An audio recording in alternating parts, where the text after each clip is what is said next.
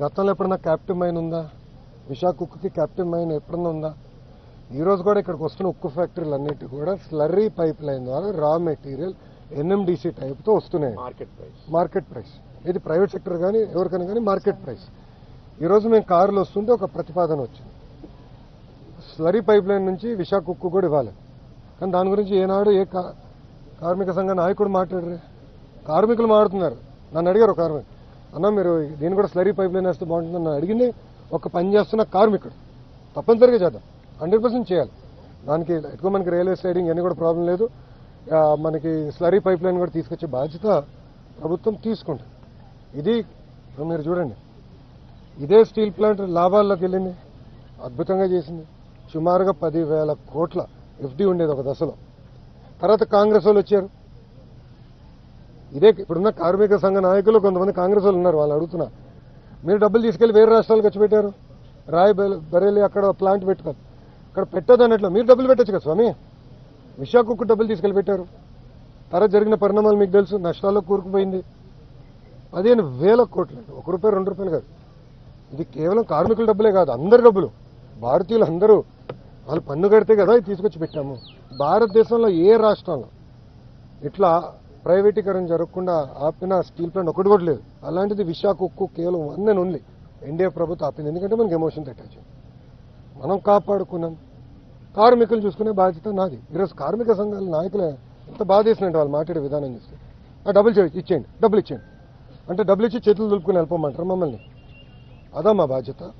నేనేమన్నా కుటుంబాలను మేము ఆదుకుంటాం, ఎస్ ఎక్స్గ్రేషియా ఇస్తామని చెప్పాం, అంటే ఎలాంటి డౌట్ లేదు. ఒక ఆయన ఏమన్నాడంటే విచిత్రం, ఒక కార్మిక నాయకుడు ఏమన్నాడంటే, అసలు మీరు ప్యాకేజ్ ఇవ్వకుండా ఉంటే ప్లాంట్ తెరిసేది కాదు కదా, ప్లాంట్ తెరుచుకుని ఉంటే మంచి చనిపోయాడు కాదు కదా. మాట్లాడే విధానం అండి ఇదే. మీడియా మిత్రులు ప్రజలు కూడా ఆలోచించండి దయచేసి. ఏంటిది ఇప్పుడు నేను వెళ్ళింది ఏంటి, వాళ్ళు అడిగిన ప్యాకేజ్ కన్నా రెగ్యులర్ ఎంప్లాయీస్కి ఇంకెక్కువ వస్తుంది, దాన్ని కుడిచ్చమంటారు లేదు. నేను ఇంకోటి, అవుట్సోర్సింగ్ కాంట్రాక్ట్ ఆర్ పర్మనెంట్ అయినా కూడా ఇద్దరికి ఉద్యోగాలకు ఇస్తాను, పర్మనెంట్ ఉద్యోగం ఇస్తాను. భారతదేశంలో ఎక్కడ జరగలే. పెద్ద మనసులో కుమారస్వామి గారు సెక్రటరీ గారితో పోరాడి తీసుకొచ్చినాడు. నా ఒక నిమిషం, నేను ఇవ్వాల్సిన అవసరం కూడా ఆయన పోరాడి తెచ్చినాడు. అది ఎన్డీఏకున్న చిత్తశుద్ధన. సో మేము ఇక్కడ కేవలం ఏదో డబ్బులు ఇచ్చేసి చేతులు దుప్పుకుని వెళ్ళాక రాలేదు. ఆ కుటుంబాన్ని అండగా ఉంటాం. మొత్తం అంత్యక్రియలు అయిన తర్వాత పెద్ద కరమైన తర్వాత కుటుంబాలు మేము కలుస్తాం. వాళ్ళ పిల్లల్ని చూసుకోవాల్సిన బాధ్యత కూడా మా పైన ఉంది. We understand that commitment. ఇప్పుడు ఎల్జీ పాలిమర్ ఇష్యూ తీసుకుందాం. ఎల్జీ అనే సంస్థ డబ్బులు పెట్టాల్సింది ట్రస్ట్లో. ఎన్డీఏ ప్రభుత్వం వచ్చేవరకు జరగలేదు. ఇప్పుడు ఎవరైతే మాట్లాడుతున్నారో వాళ్ళందరినీ ప్రశ్నిస్తున్నా. ఎల్జీ మేము ఎన్డీఏ ప్రభుత్వం వచ్చినంత వరకు ట్రస్ట్లో పెట్టాల్సిన డబ్బులు వాళ్ళు పెట్టలా. మేమొచ్చి గన్నబాబు గారు, పల్లా గారు, ఎంపీ గారు, మేము పర్సనల్గా తీసుకుని, నేను 2-3 సార్లు కలిసి వాళ్ళు కలిసి ట్రస్ట్ ఇప్పుడు తెప్పించాం. మిగతా కుటుంబాలన్నీ కూడా రావాల్సిన నష్టపోయారు. మేము అధికారులకు వచ్చినా తెప్పించాం. అక్కడ పర్మనెంట్గా ఒక ఆసుపత్రి కూడా తెరవాలి, దానికి కూడా నిధులు ఉన్నాయి. 50 crores ఉంది.